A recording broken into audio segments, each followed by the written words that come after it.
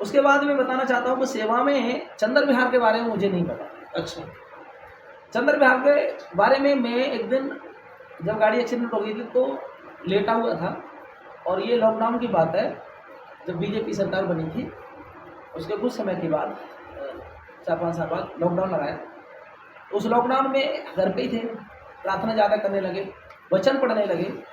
तो मैं परमेश्वर से पूछा, मैंने बोला प्रभु यीशु, और मुझे कमी आती थी, मुझे कई बार कमी लगती थी कि ये सारी दुनिया प्रभु के बारे में जानती क्यों नहीं है।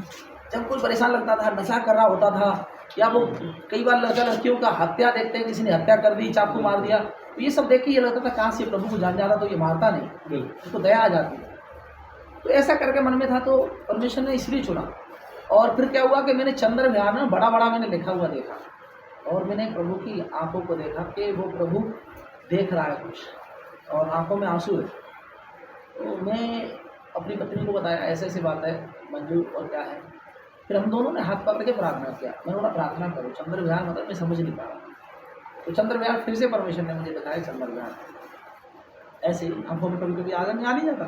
तो मैं तो वो दरअसल मैंने सोचा कि शायद ये मेरी सोच से हो सकता है, मगर 2-3 दिन लगातार प्रार्थना हमने भी किया कि प्रभु जो भी तुम्हारी मर्जी हो वो बताइए, क्या करना है मुझे, मैं गाड़ी चलाऊँ, सेवा करूँ, या कहीं पर भी जो हम मुझे लेके जाना चाहते हैं मैं तेरे लिए जाना चाहता हूँ। प्रभु का दास पौलुस कहता है यूहन्ना 10 अध्याय रोमियो 10 अध्याय 15, 16 और 17 तीनों पदों में कि परमेश्वर के वचन जब तक सुनेगा नहीं कोई, और जब तक कोई सुनाने वाला नहीं हो तब तक कैसे जानेगा। जी बिल्कुल।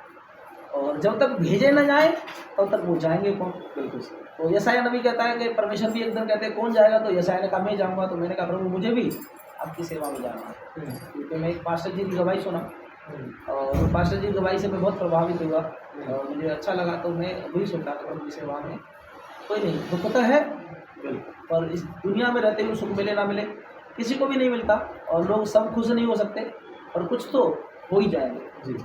मैंने फिर परमेश्वर से प्रार्थना किया, और मैं तीसरे दिन प्रार्थना कर रहा था तो मुझे फ़ोन आया प्रार्थना करने के थोड़ी देर बाद, और मेरा एक भतीजा लगता है अच्छा, उसने मेरे को फ़ोन किया, बोला चाचा पैसे थे तुम्हारे तो तुम लेने आ जाओ। मैंने बोला बेटा कहाँ आ जाओ। उसने कहा यहीं आ जाओ चंद्र विहार में। अच्छा, एकदम से मैं खटक गई कि देखो चंद्र विहार में ढूंढ रहा था कहाँ है चंद्र विहार, और मुझे नहीं पता था। गाड़ी चलाता था, कभी कभार आया था उत्तर नगर तक, इधर नाले के पर डके वाले नहीं आते थे, क्योंकि इधर बोलते थे चाकू वाकू मार देगा, गाड़ी छीन लेगा, वैसा बोलते थे पहले। तो मैं नहीं आता था इधर, बुकिंग ही नहीं लेता था।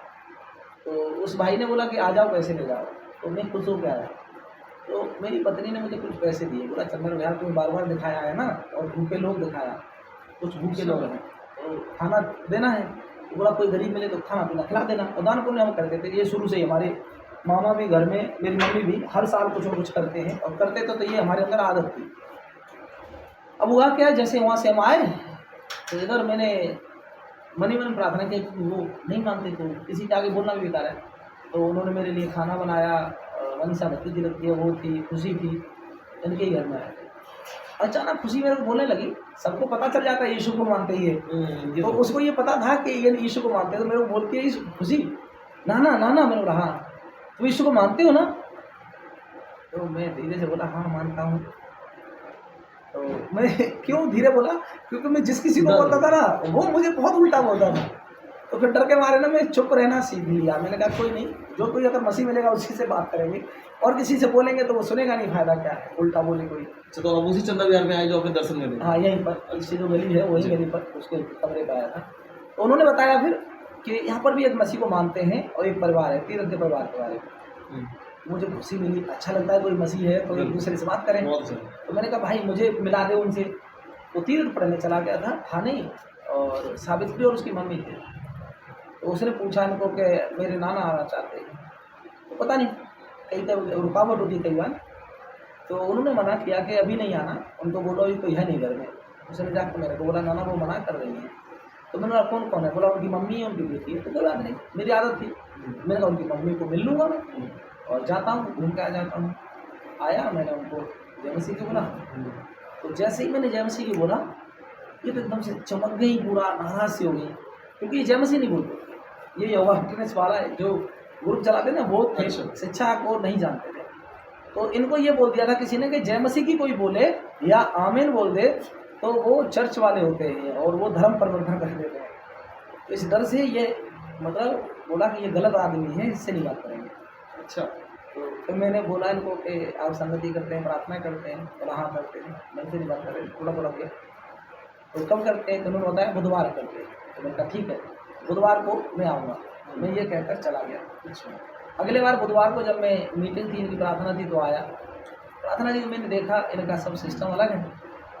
ये भविष्यवाणी कर रहे थे सीधा ऐसे ही। अच्छा। हाँ। मैंने भी बोला भैया आप भी भविष्यवाणी कर दो। मेरे को भविष्यवाणी नहीं आती, तो मैं चुपचाप रहा। मैंने कहा जिस दिन आ जाएगी उस दिन दूंगा। अच्छा, तो ये कैसा लगा? मतलब अचानक से एकदम से बोल रहे भविष्यवाणी कर दो, आपको कैसा लगा? मतलब वो ऐसा करके उनको लगता था कि हम जो भी बोलेंगे ना वो अच्छा। भविष्यवाणी कर देते हैं। अच्छा। उनको ये था मन की बातें बोल सकते हैं, वो शिक्षा थी उनकी, तो वो जी। बोलते थे, सब लोग करते थे। तो मैं नहीं गया, पर मैं इस बात को खल गई। मैंने कहा परमेश्वर इसलिए चंद्र विहार दिखा रहा है क्या? पर मैं यहाँ घूम रहा था तो यहाँ 3-4 चर्च थी। मैंने कहा यहाँ तो बहुत चर्च है, फिर यहाँ पर रखियो, मेरे को क्यों लाने का क्या मतलब है परमेश्वर? फिर ज़्यादा नहीं आया, 1-2 बार आया। तो फिर क्या हुआ, तीर्थ का मेरे से ना ज़्यादा बात करने का मन किया इसका, एक रोहित भाई, ये दोनों मुझे मैसेज करते थे, कॉल करके पूछते थे कभी, और कभी आ भी जाता था तो आमने सामने 100 सवाल कर लेते थे। अच्छा। हाँ, बोले का सवाल कर, हाँ सवाल करने का इनका मकसद ये था कि हमारे आगे ये छोटे हैं, इनको हम हरा देंगे पक्का। और मैं जब भी बोलता था सिर्फ वचन से वचन, ये कुछ भी अपनी समस्या है। ये जिसके बारे में बपतिस्मा के बारे में पूछ रहे थे तो मैंने कहा 10 जगह बपतिस्मा बता देता था। ये अंगीकार के बारे में पूछ रहे थे तो मैंने कहा अंगीकार को यार अंगीकार ही बपतिस्मा है। मैंने बोला ऐसा नहीं है, अगर अंगीकार बपतिस्मा है तो पौलुस बपतिस्मा देता नहीं। फिर तो क्या काम 16 अध्याय में पौलुस खुद बपतिस्मा दे रहा है लोगों को, और पौलुस खुद रोमियो 6 अध्याय में उसी ने लिखा है, और वो खुद कहता है कि हमने जो बपतिस्मा लिया, मतलब खुद भी लिया उसने। और बहुत सी बातें मतलब उनको समझाया, तो उनको शिक्षा अच्छी लगी। जब शिक्षा अच्छी लगी तो 3 लोग प्रभु के विश्वास में पहली बार आए, फिर 3 से 5 हुए। और ऐसे ही मतलब क्या बताऊँ, अभी पंखा चल रहा है, वहाँ कोई पंखे की व्यवस्था भी नहीं होती थी।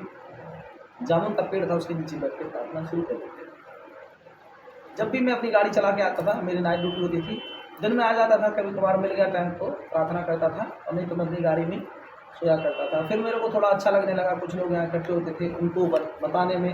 बीमार थे, जब मैं प्रार्थना करने लगा दुष्ट आत्माएं निकलने लगी, तो इनको ये अच्छा लगा, कह रहे ये चमत्कार प्रभु की दया से होते हैं। तो ये पहले तो नहीं होते थे, पर अब ज़्यादा हो रहे हैं, इसका मतलब। फिर मेरे ही द्वारा नहीं, फिर तीरथ के द्वारा भी दुष्ट आत्मा निकल रही है। जब भी वो जाता है एकदम से, फिर इन्हें बड़ी खुशी मिली, बोला यार बच्चे के द्वारा, इसका मतलब ये टीचिंग अच्छी है। तो फिर इन्होंने विश्वास किया, और ये धीरे धीरे करके 10-20 लोग हुए। 20 के बाद 40, 50, 100 प्रभु की दया से फिर ये इनके जितने भी लोग थे जो इधर उधर जाते थे, संगति यहाँ गलत थी या गलत टीचिंग थी, उन सबको इकट्ठा करके परमेश्वर ने एक जगह मौका दिया कि आज हम एक हॉल में आ पाए हैं। और ये पावन परमेश्वर का अनुग्रह है। देखो जब तक वो ना चाहे तब तक मनुष्य कुछ नहीं कर सकता। सपोपदेशक 3 अध्याय में लिखा है, हर एक चीज़ का एक समय है, और इंसान अपनी सोच से कभी कुछ भी करना चाहे नहीं हो सकता। भाई ज़्यादातर आप जानते हैं कि दाऊद को भी अपना दर्शन नहीं पता है जी, उसके पिता को नहीं पता है। जब वो बोल रहा है यही सिर्फ मेरे बच्चे हैं, इसका मतलब दाऊद बच्चा उसकी नज़र में नहीं है। और परमेश्वर ने क्यों चुना उसको? उसका हृदय, उसका हृदय देखकर। और वही चीज़ मैं आपको सबको बताना चाहता हूँ कि अगर आपके मन में ऐसा कोई सवाल होता है, मैं एक ही चीज़ कहता हूँ, प्रभु ऊपर के भाग को नहीं देखता। मैं सच में ऊपर से टूटा हुआ था, मैं ऊपर से बिखरा हुआ था, मेरे मन में इतना दुख था कि मैं किसी के सामने खड़ा होकर भी ना सही से नहीं बात कर पाता था। मारपीट, लड़ाई झगड़ा करने का मन करता था। क्यों? क्योंकि टूट गया था चारों तरफ से। परंतु जब मैं प्रभु के पास आया, आज लोग मुझे कहते हैं, मेरे एक रिश्तेदार हैं, और वो एक दिन आ गए संगति में ऐसे यहाँ पर। जब संगति में देखा और जब प्रचार सुना, प्रचार सुनने के बाद जब वो मुझसे मिले, अरे चंद्रप्रकाश तुम तो बिल्कुल ही चेंज हो गए हो, तुम्हारी भाषा से तो लग ही नहीं रहा। जबकि मैं उनको खूब मारा था, पीटा था उनको, लड़ाई झगड़ा करता था तब। तो वो कह रहे हैं कि तुम में कैसे ये बदलाव आया? तब मैंने उन्हें बताया कि प्रभु ने हमें प्रेम करना सिखाया है, और यही परमेश्वर का प्रेम है कि आज हम एक दूसरे को प्रेम करते हैं। 2 आज्ञा यीशु मसीह ने महान आज्ञा बताई, और वो मैंने अपने जीवन में पाल ली। पूरे मन से परमेश्वर से प्यार करो, अपने समान दूसरों से प्यार करो, और इतना ही कर पाता है आदमी, से ज़्यादा कुछ नहीं कर पाता। बिल्कुल। तो यही मैं कर रहा हूँ। ये परमेश्वर का अनुग्रह है और परमपिता का दया है कि आज जो भी मेरे पास कुछ भी नहीं था, ये आप देख रहे हो टीवी, पंखा या फिर ये जो घर है, ये सब रेंटेड है। और यहाँ पर क्या होता है, सब लोग जो भी आते हैं कोई 200-500 देकर इसका किराया पूरा करते हैं। और सामान भी यहाँ पर कुछ भी नहीं था। परमेश्वर ने एक प्रभु के दास के मन में, वो सेवकाई बंद कर रहे थे और उसी सामान को परमेश्वर ने हमें, इसलिए आपको बताना चाहूँगा, ये परमेश्वर ने इस सारी चीज़ों को मुहैया कराया। और परमेश्वर, पिता परमेश्वर यही चाहते हैं कि आज परमेश्वर की सेवा अच्छे से पूरी दुनिया के कोने में चलने पाए। क्योंकि परमेश्वर इसलिए चाहते हैं कि परमेश्वर ने पूरे जगत से प्रेम किया है। मेरे मन में ऐसा था कि शायद ये ईसाइयों के परमेश्वर होंगे, शायद ये अंग्रेजों के परमेश्वर होंगे, पर मेरे मन में जब ये बात आई कि प्रभु ने ये कहा जाओ सारी जगत के लोगों को सुसमाचार सुनाओ, इसका मतलब मैंने कहा इसका मतलब ये है कि ये प्रेम करते हैं प्रभु, ये चाहते हैं कि लोग बाग बचाए जाए। हालेलुया। प्रभु आप सबको आशीष दे। जय मसीह की। और कुछ पूछना चाहते हैं? बहुत धन्यवाद। बस मैं एक चीज़ और जानना चाहूँगा, जब आपने सेवकाई स्टार्ट करी, आपने लगभग 15-16 साल सेवकाई में दी, तो इस समय में कई बार जैसे होता है कि अगर पति पत्नी से दूर रहे तो पत्नी कई बार परेशान करती है कि मुझे छोड़कर तो मुझे समय नहीं देते, बच्चे भी हैं आपने बताया, तो बच्चे भी, तो आपने उनके साथ साथ कैसे मैनेज किया था कि आज के समय में मैनेज कर पाना, इसको संभाल पाना बहुत मुश्किल है। कलीसिया को भी संभालना है और अपने परिवार को भी संभालना है, दोनों चीज़ें बैलेंस करना बहुत मुश्किल होता है, कहीं ना कहीं गड़बड़ी आ जाती है। तो आपने इस चीज़ में कैसे बैलेंस किया, दोनों को कैसे बराबर देके लेके चल रहे हैं, वो और ज़्यादा चाहिए। सबसे कठिन यही है जी, तभी आपसे जानना चाह रहे। आदमी सब कुछ कर लेता है, मगर अगर सारी चीज़ों को बैलेंस बनाए ज़्यादा कठिन है। 10 लोगों को आप जान से ज़्यादा प्यार करना, मगर 9 को यही लगता रहेगा ये उससे ज़्यादा करता है। जब उससे मिलोगे तो वो बाकी और जो 9 है उनको लगेगा ये उससे करता है, और इसमें बैलेंसिंग बनाना बहुत कठिन है, पर ये परमेश्वर ने सिखा दिया है। ये मैं सीख गया हूँ, मैं नहीं जानता था सच में कुछ भी, कैसे करना है, खाना कैसे करेंगे, कैसे लोगों को बिठा पाएंगे, कैसे आराधना में खड़ा करेंगे। हम एक ड्रम सेट लाए थे, मैं बहुत मज़ेदार प्रभु की बात बता दूँ। जिस दिन ड्रम सेट हम खरीद रहे थे, मैं था, हीरा था और एक और कोई था, 3 लोग थे। और जब हम खरीद रहे थे तो उसने कहा बजाएगा कौन, तो मैंने कहा मैं बजाऊँगा। तो मेरे साथ में भाई था, उसने कहा मैं बजाऊँगा, तो उसने कहा बजाओ उसे। तो जब हम बजा रहे आते नहीं, इसमें मार रहे उसमें मार रहे हैं ऐसे करके, तो वो आपस में हंस रहे थे कि ये ले जा रहे हैं, फाड़ फूड़ के कल ले जाएंगे, इनसे बजेगा नहीं। परमेश्वर का धन्यवाद हो, मेरा बच्चा बजाता है, इतना छोटा सा हेमराज का बेटा है, वो भी जबरदस्त तरीके से बजाता है। इसका मतलब परमेश्वर सब चीज़ मुहैया करता है, ठीक समय पर वो सिखा भी देते हैं। संघर्ष की बात कहूँ तो काफ़ी दिन भूखे रहना पड़ा, लोगों को प्रचार करते थे बड़ी खुशी से, सब कुछ अच्छा है, तो कितना दर्द है अंदर नहीं बता पाते थे। लोग सोचते थे कि इनके घर है तो इनके घर खाली होगा, उनके घर। कई दिन ऐसे रहे कि घर में जब आए तो रात को लेट गए, प्रार्थना करते रहे, जब चैन नहीं पड़ा कैसे भी, तो दुकान खुली मिल गई तो एक आधा बिस्किट वगैरह खा लिया, कभी ऐसे करके गुजारा किया।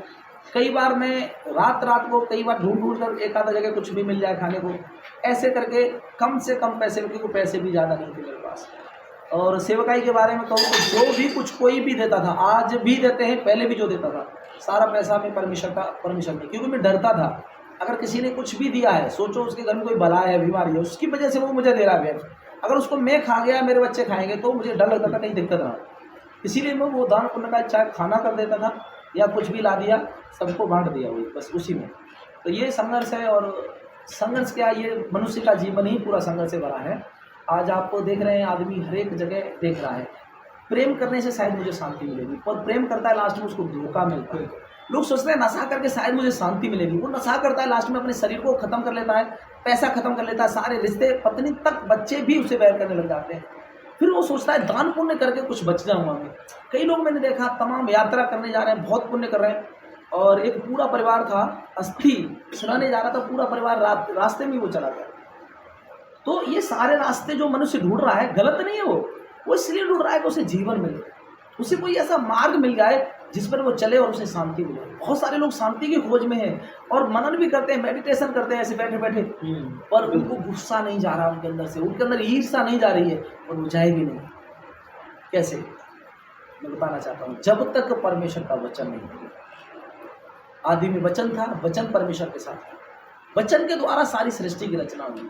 वचन ही देहधारी होकर यीशु मसीह जो रूप लेकर आया और वो हमारे लिए, पूरे संसार के लिए बलि देकर इस संसार को मुक्ति देने के लिए, पूरे लोगों को जो भी कुछ इस दुनिया में है, पाप कर रहा है, गुस्से में है, ईर्ष्या से है, जानकर कर दिया है, अनजाने में जो भी गुनाह पाप कर दिया है, उन सब की माफ़ी एक ही बार में यीशु के द्वारा मिल जाए। यही परमेश्वर का मकसद था। और प्रभु ने मुझे यही चुना इसलिए कि शायद मैं जिस खानदान और परिवार से आता हूँ, मेरे आज बहुत सारे परिवार में ऐसे लोग थे जो कट्टरपंथी में ज़िंदगी जीते थे और उनको लगता था कि हम किसी भी मतलब इंसान से नीचे नहीं रहेंगे। और मैं बता रहा हूँ, बहुत सारे लोग आज बीमारी की वजह से और श्रापों की वजह से, लड़ाई झगड़े की वजह से जेल में चले गए, मर भी गए और बीमार भी हैं काफ़ी सारे। परंतु परमेश्वर का अनुग्रह हो, आज मुझे इन सारी चीज़ों से छुटकारा मिला है, शांति भी मिली है, परमेश्वर की आशीष भी है। और हैंडल करने की बात मैंने आपको बताया, मैं नहीं करता, प्रभु करता है। जब कुछ समस्या ज़्यादा हो जाती है, मैं केवल रोता हूँ प्रभु के आगे। मैं एक ही कहता हूँ, प्रभु मुझे ये धमकी दे रहे हैं, या मुझे ये मारने की बात बोलते हैं, मुझे यार ये भगाने की बात बोलते हैं, जी तू है। जब उसे आगे कर देता हूँ तो समस्या सुबह होती नहीं। मेरे मेरे को 2 सवाल आपके और याद आए। एक मैंने सुना था कि आपने जो कलीसिया स्टार्ट करी थी तो शायद साड़ियाँ बिछाकर आपने संगति स्टार्ट करी थी, और फिर कुछ समय बाद कुछ लोगों ने आपको धमकियाँ भी दी मारने की। तो और मैंने सुना था बीच में आपके एक बार कोई हमला किया था कुछ लोगों ने, तो मैं उस बारे में और जानना चाहूँगा। तब ये वाली परिस्थिति है, क्योंकि ये एक विश्वासी के लिए बहुत मुश्किल होता है एक संगति को स्टार्ट करना। परदेश में अपना एक तो अपनी जगह नहीं, एक होता है कि अपनी एक जगह होती है, वहाँ पे कोई भी बात हो तो इंसान उस चीज़ को अपने हिसाब से हैंडल कर पाता है, मगर दूसरी जगह पर होकर संगति को स्टार्ट करना, लोगों के बीच में रहकर सब कुछ करना, और वही उन्हीं में से कुछ लोग बाद में करो खड़े हो जाते हैं धमकी देने के लिए, और फिर कुछ चीज़ें होती हैं जो दूसरों की वजह से दिक्कत परेशानी होती है। आइए थोड़ा सा और बतानेंगे, हम 2-3 मिनट और सुनेंगे बात जी। कमल भाई, इसके बारे में मैं ये बताना चाहूँगा आपको कि जब मेरे साथ ऐसा समस्या आया और मुझे भारत भाई ने इशारा किया कि भैया अब आप इधर आना नहीं, तो उसे घर पर भी लोग जाके बोलने लगे और बताया कि ये ठीक नहीं है और इसको नहीं करने देंगे कुछ भी। पर शायद 25 दिसंबर था, मेरे मन में डाला कि 25 दिसंबर को मनाना है, चले जाएंगे मगर 25 दिसंबर मना के जाएंगे। तो क्रिसमस मना रहे थे, और क्रिसमस मना रहे थे उसी दिन प्लान किया था लोगों ने, काफ़ी लोग वो अपने इकट्ठे कर लिए, और पता नहीं कैसे प्रभु की कोई ना कोई योजना होगी। और मेरे को उस दिन बहुत ज़्यादा एकदम से बेचैनी हुई, और बेचैनी हुई तो एकदम शरीर में से आग जैसी लगने लगी, और जब आग जैसी निकलने लगी तो मैं प्रार्थना करने को बैठा, तुरंत भविष्यवाणी होती है वहाँ पर एक बहन के द्वारा। प्रभु ने कहा कि तुझे चारों तरफ से घेर लिया और तू भागना नहीं, नीचे जाएगा तो खतरा है, पर प्रार्थना कर और मैं सब कुछ अच्छा करूँगा। और मैं बता रहा हूँ, प्रभु ने सच में एक एक बात हमें हमेशा बताई। कुछ लोग, जब मैं गवाही देता हूँ तो लोग सोचते हैं कि ऐसे कैसे परमेश्वर बचाता है। अच्छा, आप सोचिए, किसी की भी आप सेवा करते हैं, एक इंसान की सेवा करते हैं, वो आपको मरने देगा। जीवित परमेश्वर की आप सेवा करेंगे, वो कैसे फिर ऐसे होगा? जब इंसान नहीं आपको कभी भी नहीं छोड़ सकता, तो परमेश्वर कैसे छोड़ेगा? तो मैं वही बताना चाहता हूँ, परमेश्वर ने उस दिन क्या किया कि उन्होंने पुलिस बुला ली, और वो कुछ लोग थे ऐसे ही, तो वहाँ पर आधे लोग जो विरोध में थे वो तेज तेज हल्ला कर रहे थे, और हल्ला कर रहे थे। कुछ लोग नीचे से जैसे भागना चाह रहे थे, देखा था निकलने को गए तो उनको भी वहाँ पकड़ लिया, रोक लिया, बोला ये क्या कर रहे हैं। उन्होंने अपनी गवाही दिया, और रियल गवाही थी। जिनके चेचक दाग, सफ़ेद दाग, या इनके कहते हैं लंगड़ा सा था, चलता नहीं था, और उनके कई बार ऐसे ऐसे मोटे मोटे फोड़े, बहुत चमत्कार किए प्रभु शुरू में, बहुत ज़्यादा जब कलीसिया बनी। उन्होंने दिखाया कि देखो इसका मैं ऑपरेशन करवाना चाहता था, आज ये ठीक है। उन्होंने बताया कि ये देखो इसके दाग ठीक हो गए, देखो इसको शुगर ठीक हो गई। वो जब गवाही देने लगे तो पुलिस वाला भी, उसका मन खुला, पता नहीं परमेश्वर ने कैसे बात किया। पुलिस वाला कहता है ये मसीह लोग कभी भी कोई दंगा नहीं करते, पर तुम लोगों को प्रॉब्लम क्या है? तुम्हारे मंदिर पे आते? बोला नहीं। बोला तुम्हारे घरों में आते? बोला नहीं। बोला ये अगर अलग बैठ के अपने कमरे में कहीं प्रार्थना करे फिर तुम्हें दिक्कत क्या है? उसने वहाँ पर जब ऐसी बात बोली तो कुछ लोग ज़्यादा हल्ला किया, और जिन्होंने हल्ला किया पुलिस वालों ने 2-2, 3-3 डंडे मारे, और जब डंडे मारे तो सब भाग गए डर के मारे।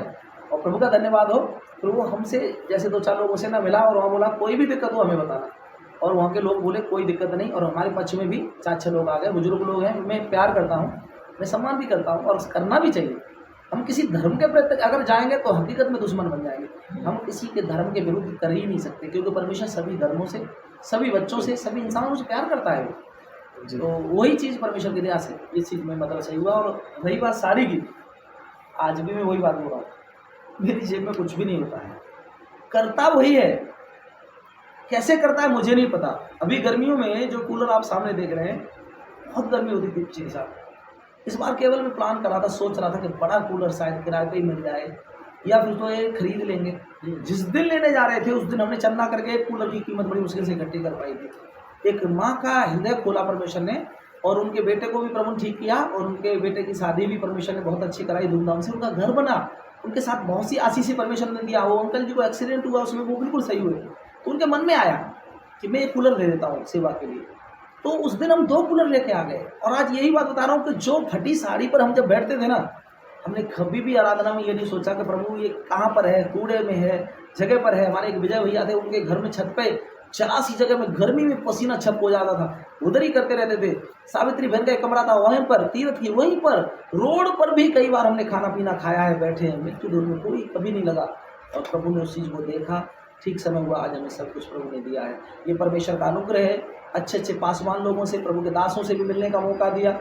और आज मैं बताना चाहता हूँ, कई सही से अधिकारी लोग भी हैं, वकील लोग भी हैं, और भी मेरे रिश्तेदार भी हैं सब नौकरियों में। तो पर इधर प्रभु के द्वारा भी लोगों से मिलाया, और वो लोग भी प्रभु को जाने, उनके द्वारा परमेश्वर की महिमा हो रही है आज।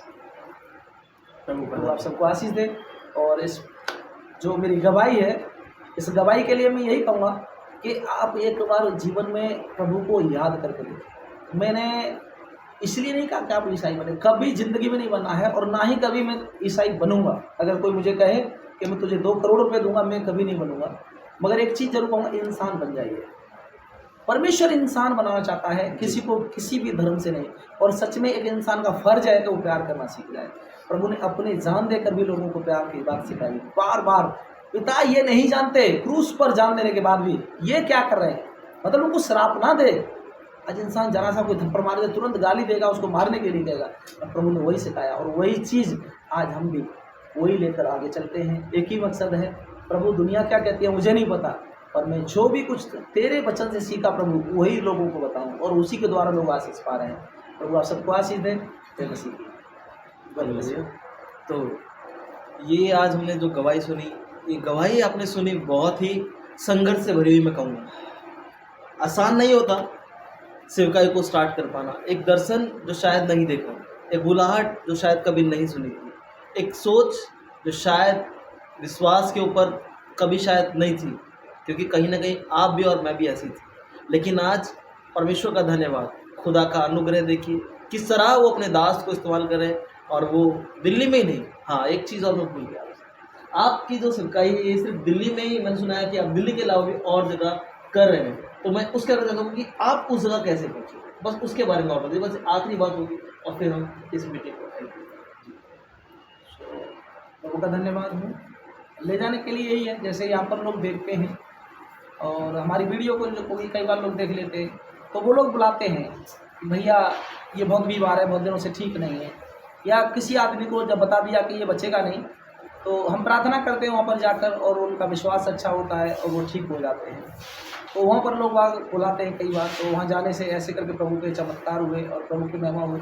और फिर जो प्रभु को जानते हैं, ठंडे भी पड़े हैं कुछ लोग, तो उनको जाकर प्रभु के प्रचार को जब सुनाया तो उनका मन अच्छा होता है, इसीलिए भी।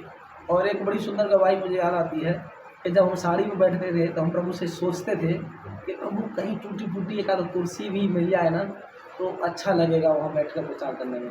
आज जिस कुर्सी पर बैठे मुझे नहीं पता ये कितने की आती है, मगर सोचता था कहाँ से घूमने वाली कुर्सी हो, कोई अच्छी सी कुर्सियाँ हो। आज हमारे पास एक से एक स्पेशल चीज़ किसने दिया? परमेश्वर के लोग। हमारे एक योगेश सर थे, उनका मन इतना अच्छा था, अपने आप उन्होंने सबसे अच्छी चीज़ है ला कर दिया। क्यों? क्योंकि वो जानते हैं कि प्रभु वहाँ है। हालेलुया। तो यही है परमेश्वर की सेवकाई। परमेश्वर आप सबको आशीष दे। और इस दुनिया में प्रभु कभी किसी का धर्म नहीं, जीवन बदलना चाहता है। वो किसी को नाश होना नहीं चाहता। प्रभु वचन में लिखा है वो पापी के भी नाश होने से दुखी होता है, पछताता है। तो मनुष्य जो पाप कर रहे हैं उनको भी वो चाहता है कि मौका मिले। प्रभु आप सबको आशीष दे। जय मसीह। गवाही आपको आशीष दे। जय मसीह।